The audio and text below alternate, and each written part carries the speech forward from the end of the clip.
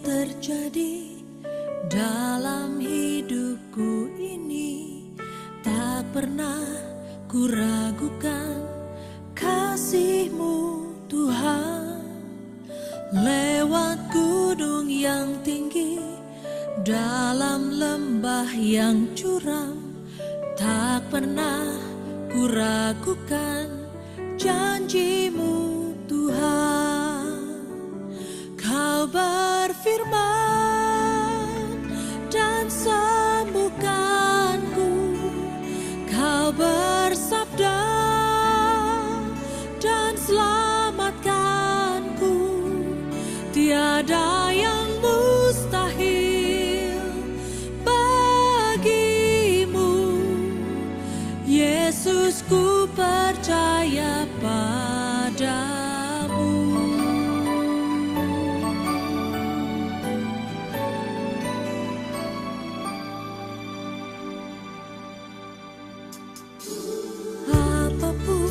Yang terjadi dalam hidupku ini, tak pernah kuragukan kasih-Mu Tuhan. Lewat gunung yang tinggi, dalam lembah yang curam, tak pernah kuragukan janji-Mu Tuhan. Kau berfirman dan sembuhkanku, Kau bersabda dan selamatkanku. Tiada yang mustahil bagimu, Yesus, ku percaya padamu. Kau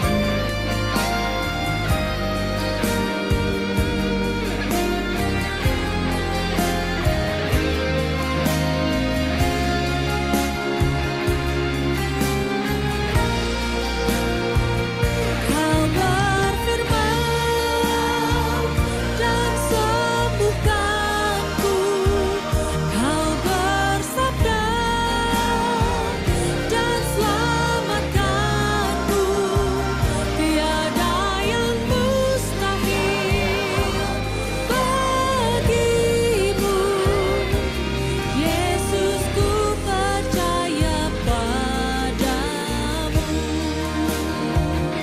Tiada yang mustahil bagimu, Yesus, ku percaya padamu. Yesus, ku percaya padamu. Yesus, ku percaya padamu.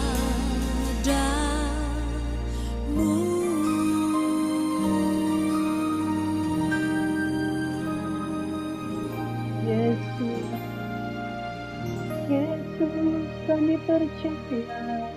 Haleluya. Kau berfirman dan sembuhkanku, Tuhan. Kau bersabda dan selamatkan kami. Haleluya, haleluya. Terima kasih Bapa di surga, Engkau yang menyembuhkan kami, yang mengangkat kami dari segala pelanggaran kami dan dosa kami. Firman-Mu adalah dasar yang teguh, dasar yang kuat. Iman adalah dasar dari segala sesuatu yang kami harapkan, Tuhan, dan bukti dari segala sesuatu yang belum pernah kami lihat. Dan atas dasar firman kami beriman. Atas dasar Kristus kami percaya. Dan atas dasar kebenaran kami boleh ada sebagaimana kami ada untuk membangun keyakinan kami, kepercayaan kami di dalam Tuhan. Kami tidak akan berhenti berharap Bapa, sebab kami tahu iman adalah dasar yang teguh untuk kita. Bapa, dalam nama Yesus kami berdoa dan mengucap syukur sambut berkat firman-Mu pagi hari ini. Haleluya. Amin. Shalom, selamat pagi saudara yang diberkati oleh Tuhan Yesus Kristus. Kembali lagi di dalam perenungan firman Tuhan bersama Gracia Hope Compassion Channel. Pagi hari ini kita akan melanjutkan perenungan dari kitab Ibrani. Ibrani 11, 12 hingga 13. Ibrani 11 adalah firman Tuhan yang sangat penting untuk kita pelajari. Firman Tuhan dari Ibrani 11 ini berbicara tentang iman. Nah, saudara, iman itu adalah dasar. Dasar itu merupakan fondasi. Satu rumah dibangun tanpa fondasi itu akan mudah rubuh. Satu rumah yang sederhana hanya membutuhkan fondasi yang sederhana. Tetapi semakin rumah itu besar, maka dia membutuhkan fondasi yang lebih kuat. Nah, kalau saudara melihat ada bangunan bertingkat 2, bangunan bertingkat 3, itu dasar fondasinya itu harus jauh lebih kuat, harus jauh lebih terencana. Dan saudara, kalau saudara melihat bangunan-bangunan gedung-gedung pencakar langit itu lebih luar biasa lagi, saudara. Mereka menggunakan desain-desain fondasi, tiang pancang, cakar ayam, fondasi telapak, semua dengan fungsi masing-masing. Untuk gedung-gedung semakin tinggi, fondasinya harus semakin kuat. Semakin besar bangunannya, semakin rumit. Atau suatu bangunan ditaruh di air, saudara, bahkan ada sekarang yang lebih modern lagi, infrastruktur sekarang jalan-jalan ada yang dibangun di atas air, ada yang dibangun di atas laut, ada yang bangun bahkan terowongan di dalam air. Semuanya membutuhkan dasar yang teguh, dasar yang kokoh. Tanpa dasar yang teguh, saudara tidak akan kuat untuk berdiri. Dan saudara, kalau kita ingin membangun satu kehidupan yang lebih besar, lebih hebat, lebih luar biasa, masuk lebih dalam lagi, bangun imanmu dengan teguh, supaya apa yang kau bangun di atasnya jauh lebih hebat, jauh lebih kuat, dan tidak tergoncangkan. Saudara, berbicara tentang iman, berbicara tentang dasar. Berbicara tentang dasar, itu harus direncanakan dengan baik. Dan perencana yang luar biasa di dalam kehidupan kita adalah Yesus Kristus. Nah, saudara, mari kita perhatikan kehidupan kita. Apakah hidup kita mulai goyah? Apakah hidup kita gampang goyah? Apakah hidup kita gampang disorong-sorong, gampang terombang-ambing? Mungkin kita harus kembali lagi ke dasar. Bagaimana kita membangun, kita mendirikan bangunan kita di atas dasar apa? Itu yang sangat menentukan. Apakah saudara membangun di atas dasar pasir atau dasar batu? Itu semua akan terwujud dari bangunan yang ada di atasnya. Kalau kita mudah goyah, berarti bangunan yang kita bangun di atas dasar yang tidak kokoh. Iman adalah dasar dari segala sesuatu yang kita harapkan dan bukti dari segala sesuatu yang tidak kita lihat. Karena iman kita mengerti bahwa alam semesta telah dijadikan oleh firman Allah, sehingga apa yang kita lihat telah terjadi dari apa yang tidak dapat kita lihat. Saudara, iman adalah dasar. Sebelum kita bertindak, kita secara visual, kita mendapatkan satu petunjuk dari Tuhan untuk kita visualisasikan di dalam kehidupan kita. Ya, kalau seorang arsitektur, dia punya imajinasi sebelum dia menggambar. Dia punya faith dengan apa dia akan buat rumah ini. Dia punya imagination dari apa yang dia tidak lihat. Dia bayangkan, dia imajinasikan apa yang akan dia lihat. Lalu kemudian dari imajinasi dia membangun suatu rumah dari sebuah imajinasi dia. Saya tidak mengatakan bahwa iman adalah imajinasi, tapi vision daripada Tuhan. Dia menaruhkan vision di dalam diri kita. Kemudian dengan dasar vision itu kita membangun keyakinan kita, membangun di atasnya. Amin. Iman adalah dasar yang teguh. Seorang arsitektur, saudara, akan membangun kehidupannya, akan membangun desainnya berdasarkan vision yang dia lihat. Lalu dengan keyakinan, dengan imannya, dia menggambar. Gambar itu tercipta dan image dia, visi dia ke sana. Iman dia menuju ke sana. Dia bangun itu, kemudian dia menjadi suatu bukan sekedar blueprint lagi, tetapi sebuah desain yang layak untuk dinikmati. Nah, saudara, Tuhan telah memberikan visi di dalam kehidupan kita. Dan dia membuat kita memiliki iman untuk percaya. Nah, dasar yang teguh, dasar yang kokoh, batu karang yang teguh, itu adalah Yesus. Dan ketika kita membangun di atasnya, kita tidak pernah akan goyah. Di dalam Ibrani 11, iman adalah dasar dari segala sesuatu yang kita harapkan dan bukti dari segala sesuatu yang tidak kita lihat. Sebab oleh iman kita telah diberi kesaksian kepada nenek moyang kita. Nah, saudara, di dalam Ibrani 11 ini kita akan melihat hamba-hamba Tuhan yang oleh karena iman mereka percaya. Nah, dari iman kita mengerti bahwa alam semesta telah dijadikan oleh firman Allah. Saudara, saya mau katakan fakta tentang iman, bahwa iman itu bukan imagination. Iman itu adalah produk Tuhan. Iman itu adalah produk Tuhan, ditaruh di dalam diri setiap manusia. Sebagai ciptaannya, kita ngerti, mau tidak mau kita ngerti. Kita ngerti bahwa inilah kita ciptaan Tuhan. Kita ngerti bahwa dengan Spirit yang nyata di dalam kita, kita mengenal siapa dia. Dan kita bisa mempercayai tentang karya penciptaan yang dia lakukan. Bahwa alam semesta telah dijadikan oleh firman Allah. Sehingga apa yang telah terjadi, apa yang kita lihat telah terjadi dan apa yang tidak dapat kita lihat. Saudara, ada sesuatu yang menarik. Saya ingat kemarin waktu saya merenungkan pertama kali saya bertobat, saudara. Itu memang kalau kita menerima roh Allah, itu sesuatu yang berbeda. Roh Allah itu bukan sesuatu yang ada di imajinasi. Roh Allah bukan sesuatu yang ada kita rangkai-rangkai kemudian menjadi satu rasio pola pikir. Roh Allah itu adalah satu roh kehidupan yang membuat kita perbuatan-perbuatan Allah menjadi nyata di dalam hati dan pikiran kita. Waktu saya lahir baru, saya membaca sebuah buku tentang Roh Kudus, Selamat Pagi Roh Kudus. Lalu saya mengalami lawatan Tuhan, saudara. Saya mengalami lawatan Tuhan, bagaimana Roh Kudus bekerja di dalam kehidupan saya. Itu sesuatu yang spektakuler, itu sesuatu yang luar biasa. Dan ketika saya buka Alkitab, firman Tuhan itu menjadi hidup. Sesuatu yang saya tidak pernah alami sebelumnya, bahwa firman Tuhan itu menjadi hidup.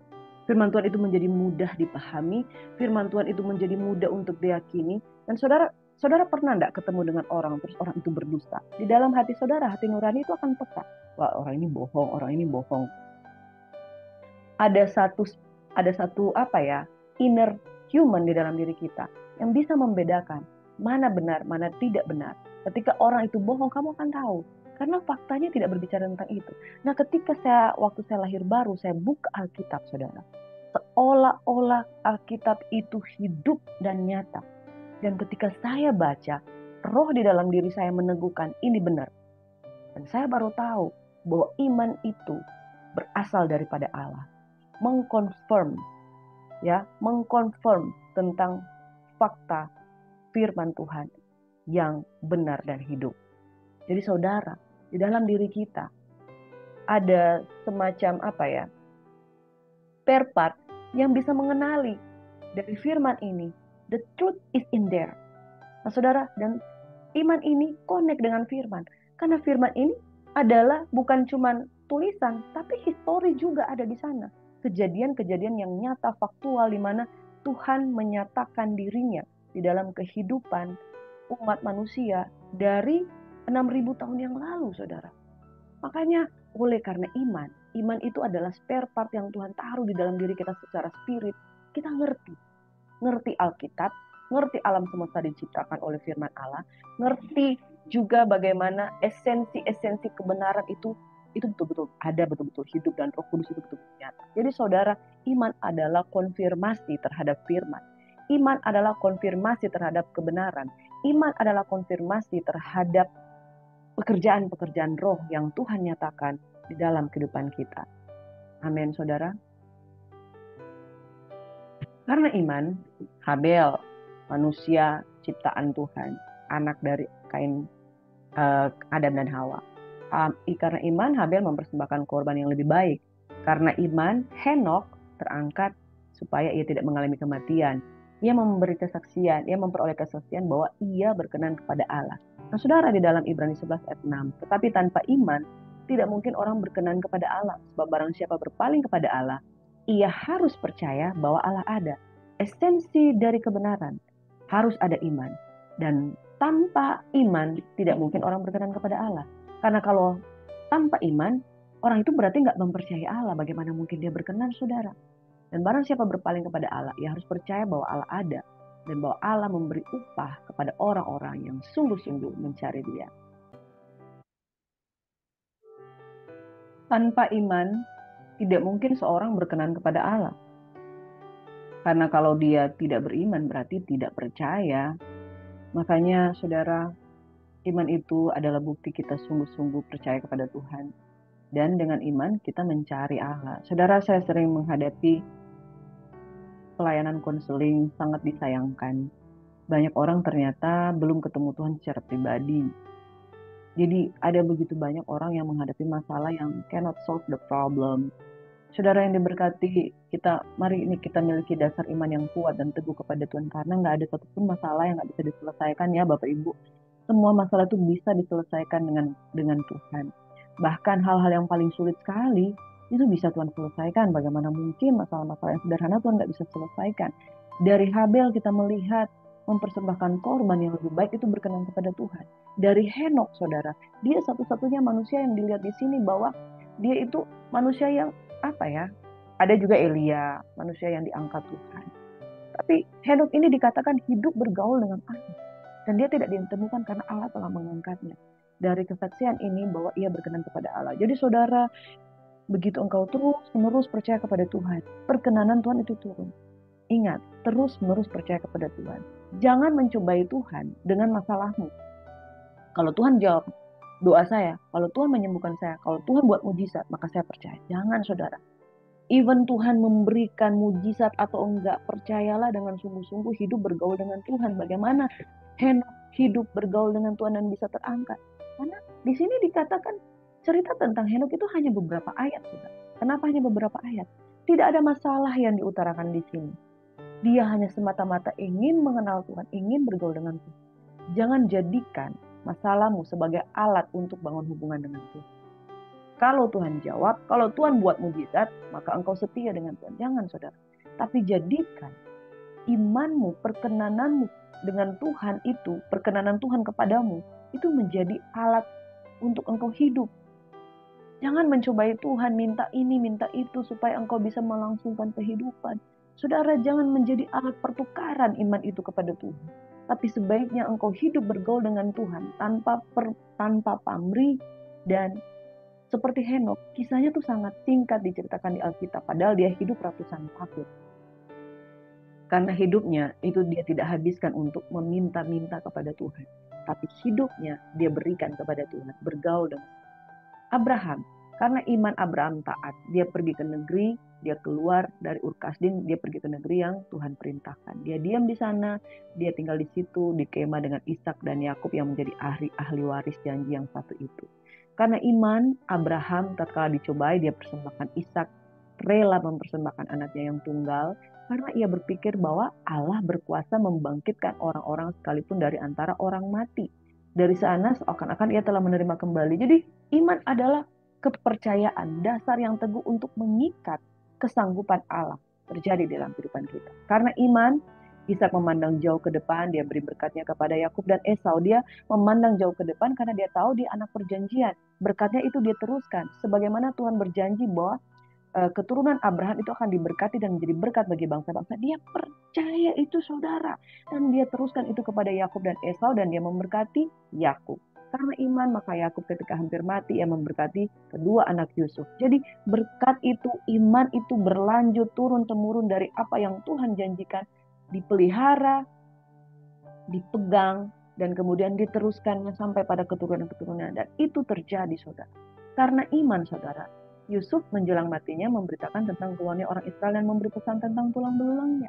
Karena iman Musa lahir, disembunyikan 3 bulan, Musa dewasa, dia menolak disebut Firaun, ia lebih suka menderita sengsara, ia menganggap penghinaan karena Kristus sebagai kekayaan yang lebih besar daripada semua harta Mesir, karena iman ia meninggalkan Mesir dengan tidak takut pada murka raja, dan ia bertahan sama seperti ia melihat apa yang tidak kelihatan.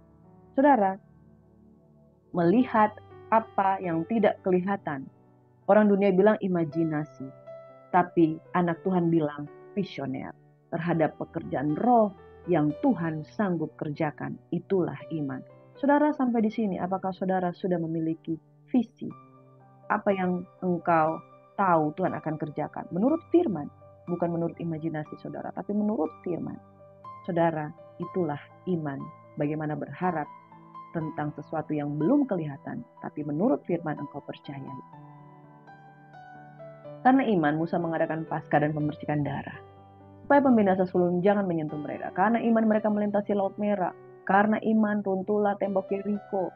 Yosua dan rekan-rekannya menghancurkan tembok Yeriko. Karena iman, Rahab tidak turut binasa karena ia menyambut pengintai itu dengan baik. Dan bagaimana lagi apa yang harus kami sebut? Gideon, Barak, Simson, Yefta, Daud, Samuel, para nabi yang karena iman telah menaklukkan kerajaan, mengamalkan kebenaran, memperoleh apa yang dijanjikan, menutup mulut singa-singa, memadamkan api dahsyat. Mereka telah luput dari mata pedang, beroleh kekuatan dalam kelemahan, menjadi kuat dalam peperangan, dan memukul mundur pasukan tentara asing. Saudaraku yang diberkati oleh Tuhan Yesus Kristus, karena dasar iman, karena dasar percaya, mereka melakukan perbuatan-perbuatan yang luar biasa. Gideon adalah seorang yang merasa dirinya tidak kuat, tidak berdaya. Tapi ketika dia percaya apa yang Tuhan janjikan, lihat bagaimana dia melakukan perkara-perkara yang dahsyat bersama dengan 300 orang hebat yang Tuhan urapi. Bukan orang hebat, tapi orang yang biasa. Tapi karena mereka percaya pada firman, maka semuanya jadi. Saudara, mulailah bertindak atas dasar firman. Dan tanpa iman, tak seorang pun berkenan kepada Tuhan. Jangan sibuk untuk minta mujizat, tapi sibuklah untuk bergaul dengan Tuhan karena iman. Amin. Karena iman kita mengerti bahwa segala sesuatu telah dijadikan, sehingga apa yang kita lihat telah terjadi dari apa yang tidak dapat kita lihat. Visioner, dari apa yang tidak kita lihat, dari hanya imajinasi firman, imajinasi atas dasar firman, kemudian itu mulai tergenapi, happening di bumi seperti di surga. Terjadi di bumi seperti di surga. Tanpa iman, tidak mungkin seorang berkenan kepada Tuhan. Mulailah pada hari ini saudara bergaul karib seperti Henokh, tanpa memperhitungkan untung rugi, tanpa hitung-hitungan dengan Tuhan, tanpa motivasi supaya dapat uang, tanpa motivasi supaya dapat ini dan itu. Saudara, yang penting percaya dulu kepada Tuhan. Carilah Tuhan maka engkau akan hidup. Jadi carilah dulu kebenaran kerajaan dan kebenarannya, maka semua itu akan ditambahkan kepadamu. Wah, saudara, gampang semuanya. Tapi carilah Tuhan. Saudara, motivasi itu harus benar. Motivasi itu harus dimurnikan setiap hari. Kenapa orang banyak masalah? Karena motivasinya uang, dan harta. Nah, saudara, mari motivasi kita benar. Bergaul aja dengan Tuhan. Tulus, ikhlas. Nanti semua yang kau butuhkan, pasti Tuhan sediakan. Amin. Saudara, tanpa iman, tidak seorang pun berkenan pada Allah. Barang siapa mau percaya pada Tuhan, berpaling pada Allah, ia harus percaya bahwa Allah ada. Sudahkah saudara percaya bahwa Allah itu ada?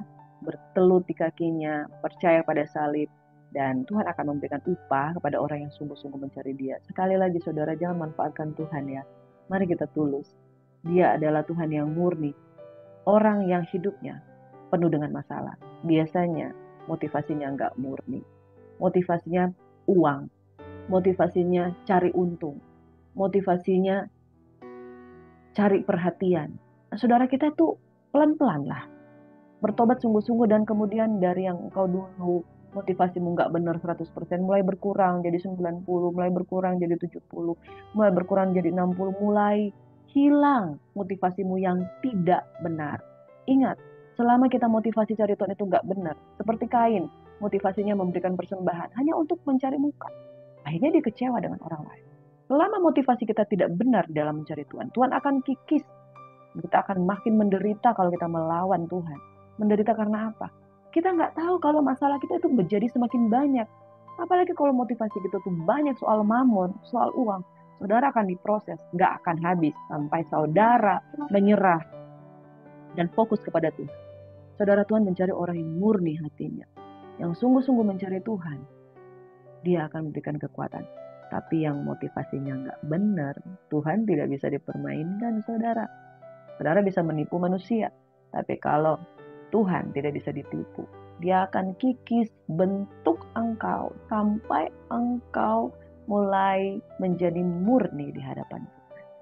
Murni di hadapan Tuhan. Seorang bernama Simon, ketika dia melihat Rasul Paulus, Rasul Petrus dengan melakukan mujizat-mujizat di kisah para rasul, dia pikir dia bisa menyembah Tuhan dengan menerima kuasa mujizat, dan lalu dia bisa mendapat keuntungan.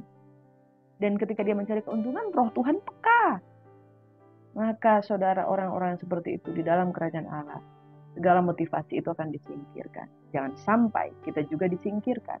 Makanya motivasi kita disingkirkan supaya kita tetap ada di dalam kerajaan. Amin. Orang yang sungguh-sungguh percaya, sungguh-sungguh mencari Dia, dimurnikan oleh Tuhan. Bersihkan motivasimu, saudara. Belajar dengan iman.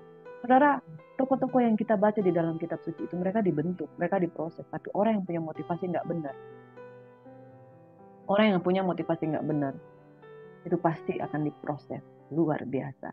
Haman, saudara, ketika dia ketemu dengan Mordekai, dia yang mau dimuliakan, Mordekai mau disulahkan. Apa yang terjadi? Tiang itu berbalik, saudara. Kalau ada motivasi jahat di dalam kehidupan kita, motivasi yang tidak benar, tidak berkenan di hadapan Tuhan, saudara akan diproses sampai saudara kemudian menyerah dan meninggalkan dosa. Amin. Ibrani 12. Kita mempunyai banyak saksi bagaikan awan yang mengelilingi kita. Marilah kita menanggalkan semua beban dan dosa yang begitu merintangi dan berlomba dengan tekun dengan perlombaan yang diwajibkan. Saudara, beban dan dosa. Beban itu masalah. Beban itu pergumulan. Beban itu masalah-masalah keuangan, sakit penyakit, dan lain sebagainya. Saudara berjalan dengan beban, lalu saudara berdoa. Tuhan memperhitungkan dan melakukan mujizat. Ketika Tuhan Yesus khotbah di atas bukit, orang datang kepada dia dengan motivasi menyingkirkan beban. Tuhan peduli dengan itu, bahkan dia memberi makan 5.000 orang.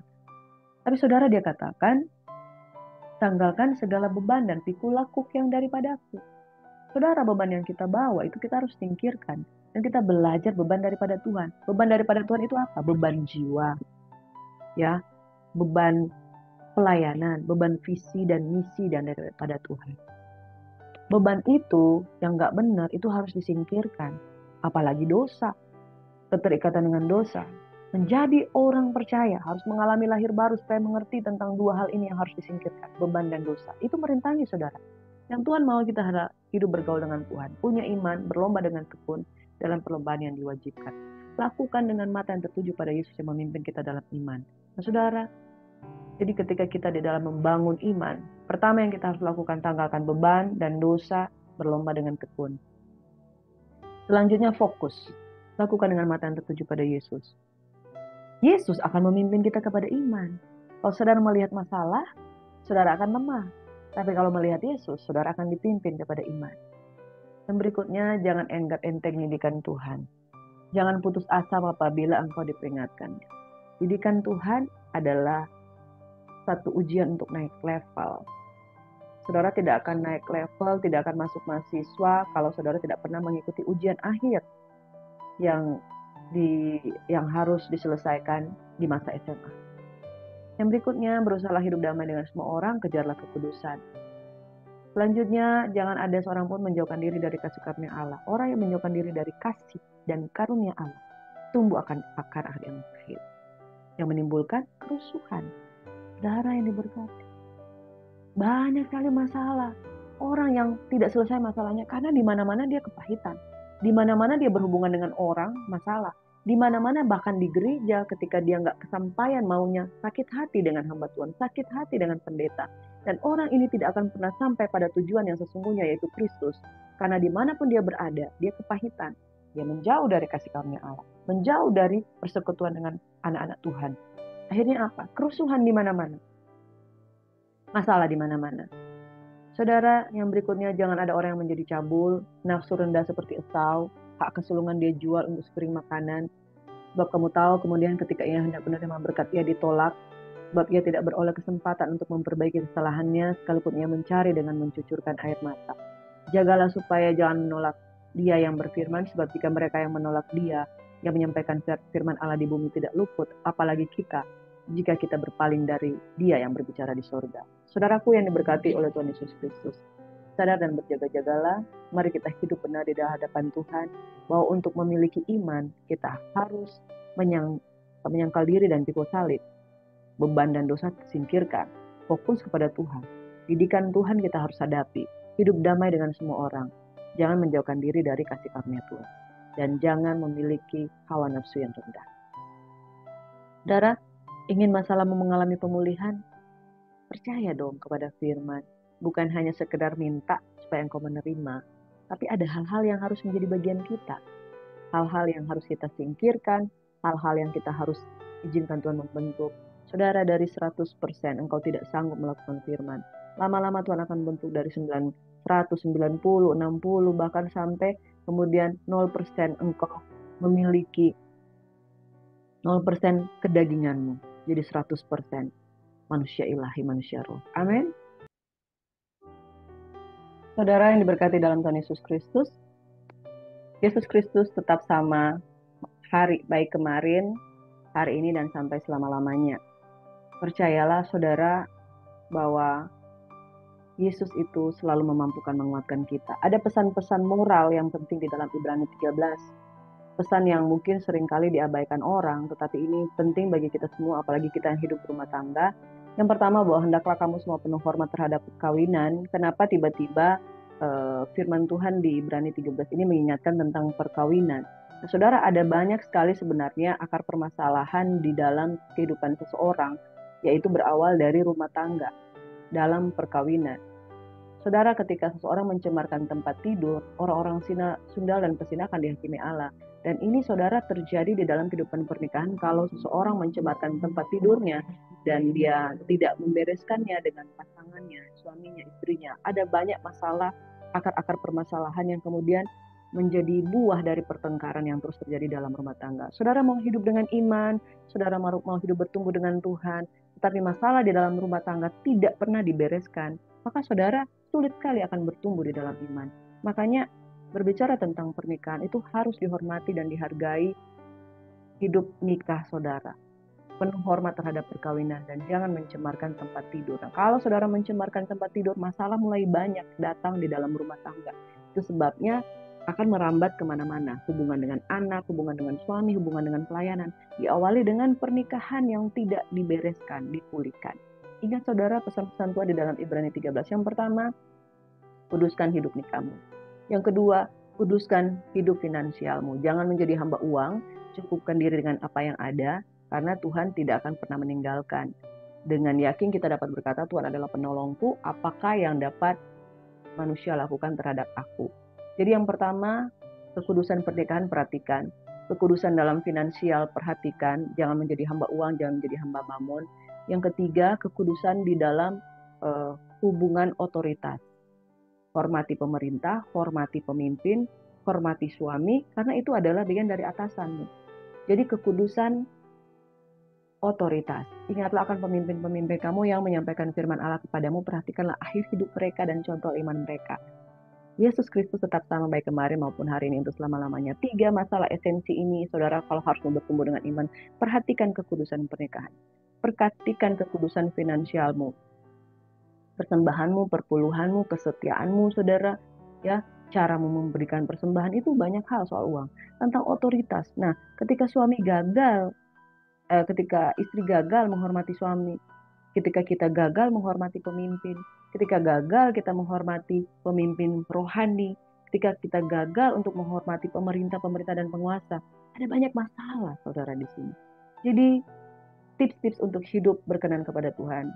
3 hal ini yang di akhir dari pemberitaan firman Tuhan ini. Kalau iman kita mau bertumbuh, hidup kita sehari-hari dalam masalah keluarga, masalah finansial, dan masalah hormat terhadap otoritas, perhatikan dengan baik. Yesus Kristus tetap sama baik kemarin maupun hari ini sampai selama-lamanya. Makanya saudara, hiduplah oleh iman. Sebab tanpa iman, tak seorang pun berkenan kepada Allah.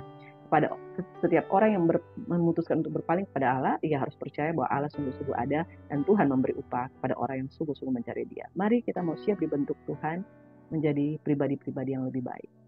Mari berdoa. Bapa di surga, berikan kami iman, kepercayaan yang teguh kepada Tuhan, iman yang benar, iman yang diproses, iman yang dibentuk. Ada bagian yang harus kami lakukan. Sebagaimana Henokh hidup bergaul dengan Tuhan tanpa hitung-hitungan, seperti Habel yang mempersembahkan persembahan yang terbaik untuk Tuhan, seperti Abraham yang taat. Oleh karena iman dia mempercayai bahwa dia akan menerima sesuatu yang lebih baik ketika dia mempersembahkan Ishak seperti yang Tuhan kehendaki. Seperti Musa yang hidup percaya sungguh-sungguh kepada Tuhan dan meninggalkan hidupnya sebagai pangeran Mesir dan menjadi pangerannya Allah. Seperti Tuhan, Yusuf yang setia diproses dan hidup bergaul dengan Tuhan sampai Tuhan mengangkat dia. Kami rindu Bapa, kami menanggalkan segala beban dan dosa yang begitu merintangi. Kami menjaga kekudusan perkawinan, kami menjaga kekudusan finansial, kami menjaga kekudusan cara kami menghormati otoritas, sehingga kami hidup berkenan kepada Tuhan dengan cara mempercayai Tuhan sungguh-sungguh dan percaya Engkau. Bapa di surga, kami berterima kasih. Kami berdoa jemaat Tuhan yang masih sementara dibentuk karakternya, masih sementara diproses karakternya menjadi lebih baik. Tuhan tolong setiap kami, supaya kami hidup berkenan oleh iman. Dalam nama Yesus kami berdoa mengucap syukur, firman-Mu menjadi kekuatan dalam kehidupan kami. Semua yang percaya diberkati Tuhan, sama-sama katakan haleluya, amin. Iman adalah dasar yang teguh, dan Yesus adalah sumber kekuatan kita untuk kita bertumbuh dalam iman. Dalam nama Yesus, Tuhan Yesus memberkati kita. Shalom and God bless you.